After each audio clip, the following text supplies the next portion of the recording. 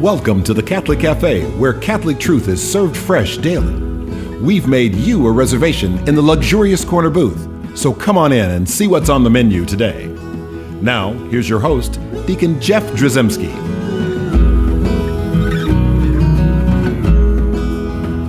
Greetings and welcome to the Catholic Cafe. I'm Deacon Jeff, sitting in the luxurious corner booth of the Catholic Cafe. I've got Ziggy Rodriguez. That's me. As well as Venerable Tom Dorian. Hello. Still waiting on that miracle. It's gonna happen soon. Yeah, well, okay. You're just wishing for my early death. No, I don't want that to happen at all. Okay. I don't want that to happen at all. Okay. In fact, I want you to have those miracles, so maybe I'm one of the miracles. Before I'm dead. Yeah. Yeah, you could heal me. What are you praying for right now? I don't know. Just to live forever. Well, let me know. But, I'll work on it. Eternal life. That's what I'm praying for. Thank you, Tom, my intercessor, Venerable Tom. I prayed to Venerable Tom. Yeah, you know I what? hear In my whatever. Anyway, so we are going to. This is an interesting show today because we are going to talk a little bit about kind of what we talked about last show about God's permissive will and His divine or active will, and and how that all works. I got a couple of good emails. I just want to give a little shout out to Deacon Don. Thank you for listening. Appreciate that. I'm glad you liked the show, and I hope you liked this one today because it's kind of like we're going to do a little bit of an offshoot, I guess.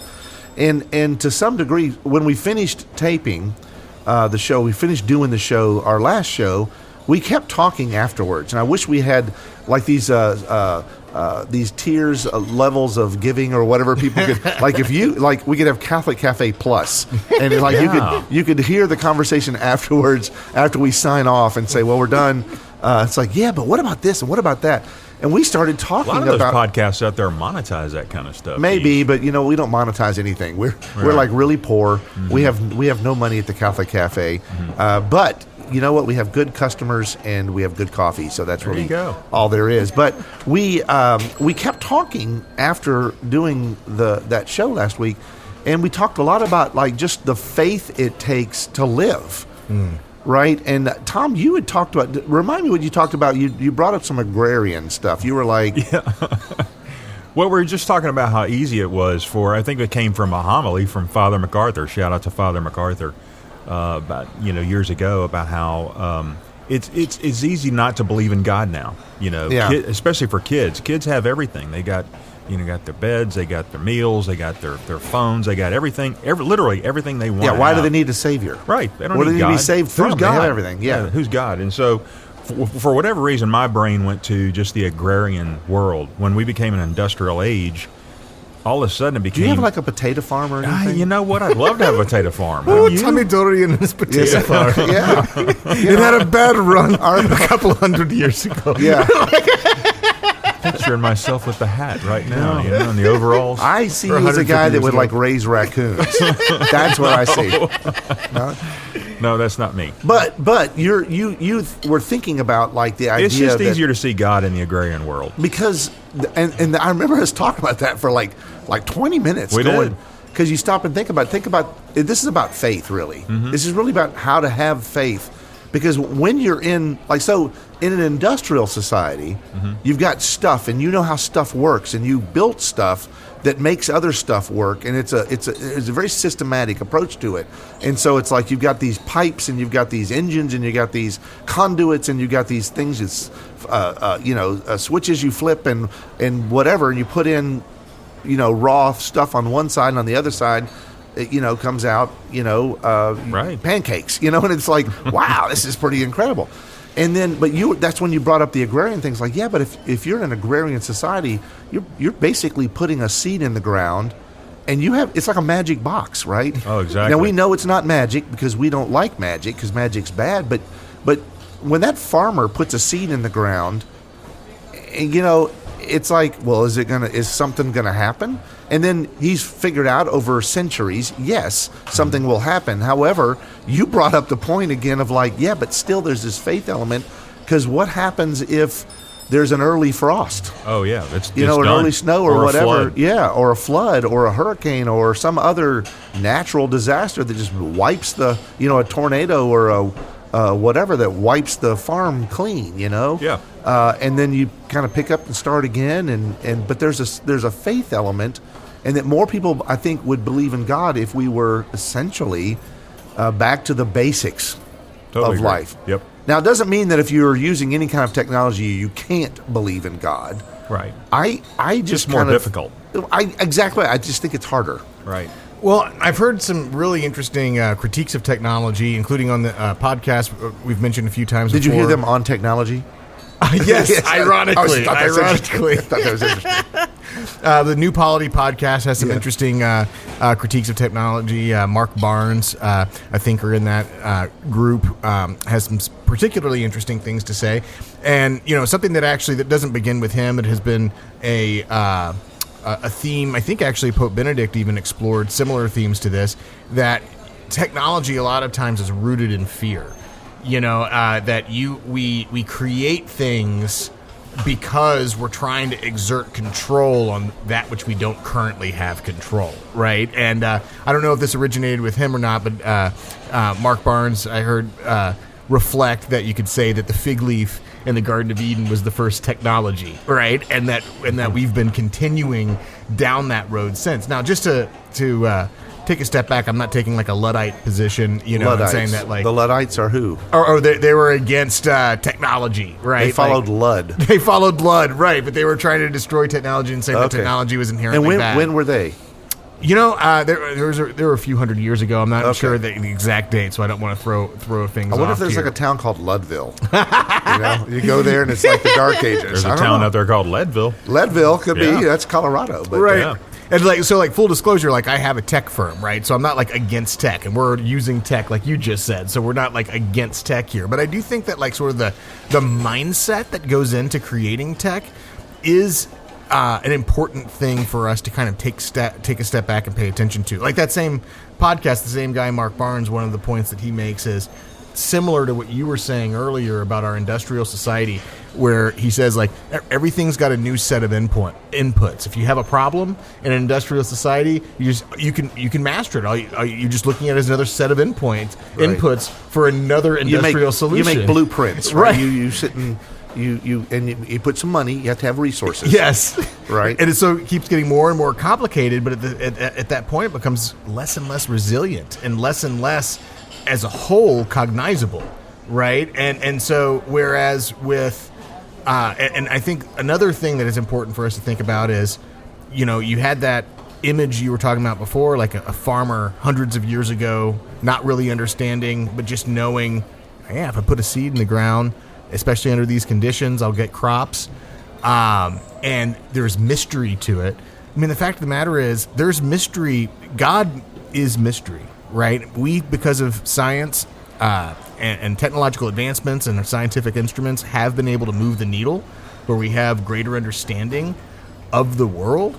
But no matter how much we might have additional information about the physical world, God is still at the source of those smaller and smaller details, no matter how more and more small our details get or how big our details get. I know people who, oddly, they're bowlers, but I know people that will say things like, "I only believe in what I can measure." Yeah. So they're and if I say something, I know them pretty well enough to be able to say, so then science is God. Mm-hmm. It's like, no, I don't believe in God. I believe only what I can measure, so the observable world and things like that. And I'm like, man, you wouldn't have done well as a farmer then. Right. You'd have to know, you wouldn't be able to do anything unless you knew. Now, history will tell you things like, if I put a potato in the ground, I'm going to make a potato plant. Right. Right. And you can witness that from the trees, etc.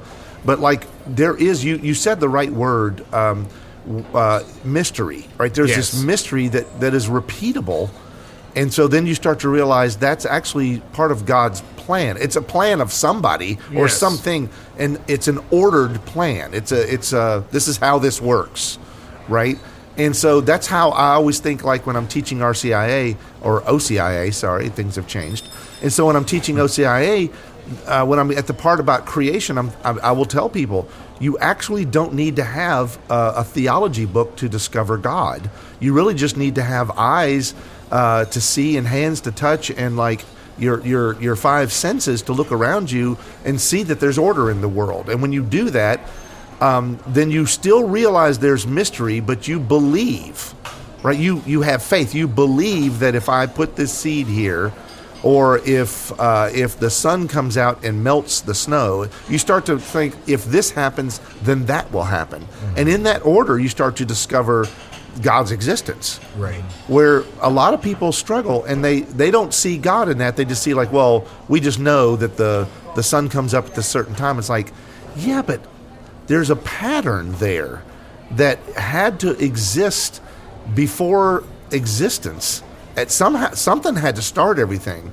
And what I don't know is for an atheist, whether they just don't want to have that. It's just a conundrum. It's an acceptable conundrum. Or is that like it's so impossible, it's so infinite, right, that I will never discover that. But Sam, you rightly were talking about people that measure things. They're still measuring things, right? And we build bigger telescopes and more powerful microscopes, and we get these more distant things that we discover, and we get these tiny, tiny, tiny things we discover. And each end of that spectrum that you go to, right, this whole spectrum tells you that we can keep making bigger telescopes, and we can keep making more powerful microscopes, and we're going to keep discovering smaller and smaller and smaller things until you get to like what scientists refer to as the God particle. Yeah. Even scientists call it the God particle because they're looking for that, right? Which I suspect they'll never find.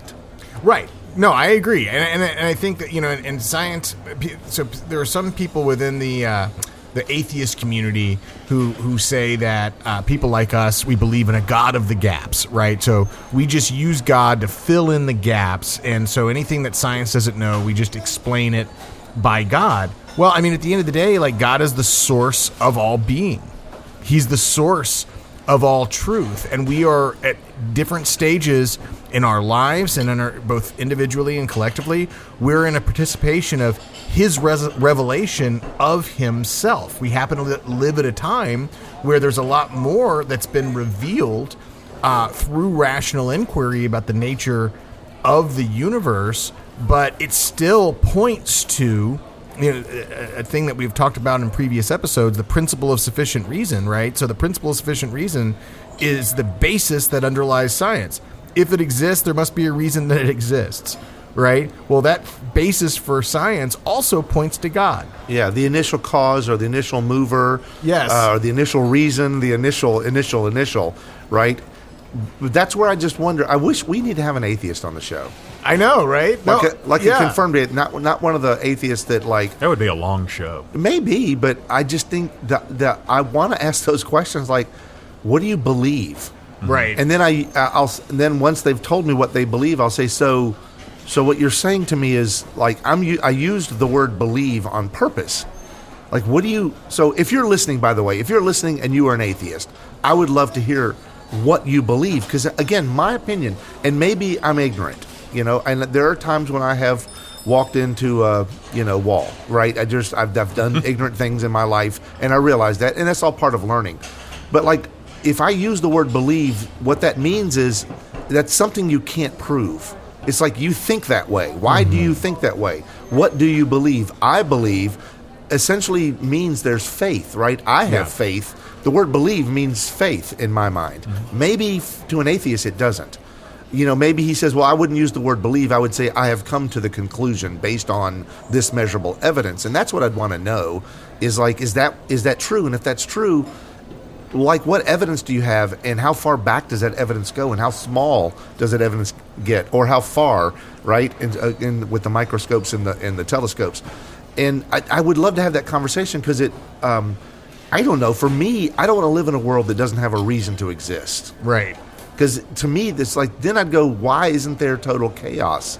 And I know, like Christopher Hitchens, I've listened to some of the arguments that he'll put forth about, like, morality would still exist, right? Because there's a need for, there's a need for human beings to live with each other together, and you can't unless there is a set of acceptable behaviors, right? And this is the stuff where I keep going. I'm going back to what you're saying, Ziggy, because you're like saying, like, yeah, we see that's God, right? That's the initial mover is God, the first mover, the initial cause, whatever.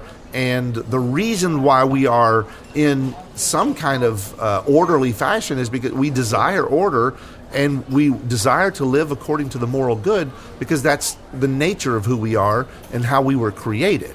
Well, I think something that makes Christianity radically different than a lot of the thought systems that we have in the world today, with all the isms that we live around. There's liberalism, Marxism, communism, feminism, Luddism. But there's a broad variety of isms and ideologies. And if you think about it, if you just choose any one ideology, they tend to be a comprehensive explanation for reality, right? They try to take reality and try to reduce it to a set of definitions and a set of ideas and say, well, you can explain everything through this ism. Right, and we're used to that now. That's called ismism. right. It's just ismism.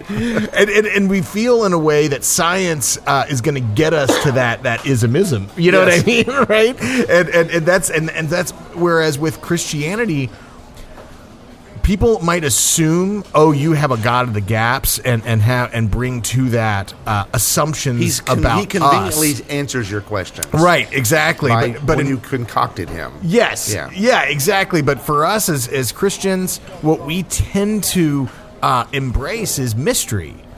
That underlying all of reality is mystery, and that we're never going to be able to reduce all of, like St. Thomas Aquinas said, you'll never be able to completely exhaust everything about a gnat. You know, like, and you're not going to be able to just reduce. You're always going to be able to plumb more deeply what went into God creating that gnat, and how all the pieces fit together, and how that relates to how all these other pieces in the universe fit together, and why that there's literally, you can spend eternity plumbing just that, right? And see, we as Christians are comfortable with that notion that there's mystery, and part of the reason that we're comfortable with it is, so I think that where faith comes in for us is to look upon that mystery, but not fear it. I think other people, the tendency in the world is to look upon that mystery and not look at it as mystery, but look at it as the unknown, and look at it as the source of uncertainty. Right. But see, something's beautiful about that mystery is connected to that is like our human desire. Like, we love mystery novels, mystery movies. And why? Why do we love them? We would hate them if there was this, and sometimes we do hate like the movies or the books when we find out that the last page is missing in the mystery novel, right? Because if I remember correctly, in one of my theology classes that I had in formation, I remember one of the professors teaching us that the word mystery comes from mysterion, which is, I believe it's mysterion, which is a Greek word that essentially means something that is hidden that will be revealed. Yeah. And so, like, one of the reasons why I think that we as Christians lean into mystery and we're okay with it is because what we do is we have faith that all will be revealed. It just won't be here and now. Right. So we live and we lean into that mystery and say, this is the greatest Christian mystery is the Trinity or the Eucharist or whatever. And it's like, we get the benefit of it, and we can see the offshoots of Trinitarian belief, and realizing that, like, a family of love revealed love to us, and so it helps inform what we do in our families, and the fact that we live in families, and things like this, and that in the mystery of the Eucharist, we don't know how it works. Yeah. Right. It's the greatest of gnats, as you to use your we have no idea ultimately, because it's supernatural. It's beyond, outside of nature, and it's like, but we have faith that it does, and then we see the results or the effects, I guess, better in our lives, and so then we lean into that mystery and go, like, I want more of that, please. I'll have that, please, sir, because that's really what informs and gives me meaning and purpose, so that we don't fully know it now, but we will know it later. And that's why I tell people, it's like, you don't want to believe, again, this is me talking to OCIA classes, you don't want to believe in a God that you can put into a box. Right. You don't want to define God, because if you define a God, then you've put him in a little box, and now you control him. Right. That little box is something you hold on to. Whereas imagine now, instead the opposite, which is you are in the box. Right. Right. And the box is God. And we just don't see outside the box. Now I'm getting into Albert Camus, The Stranger and things like that, living in an egg. Sorry, that's philosophy class from way back when. And that just kind of just bubbled to the top. Don't know why, but it did. But the point is, which is, by the way, the basis for that movie, The Matrix. We're stuck in a matrix and living in some kind of little egg, and we have no idea of our own existence until we get outside that.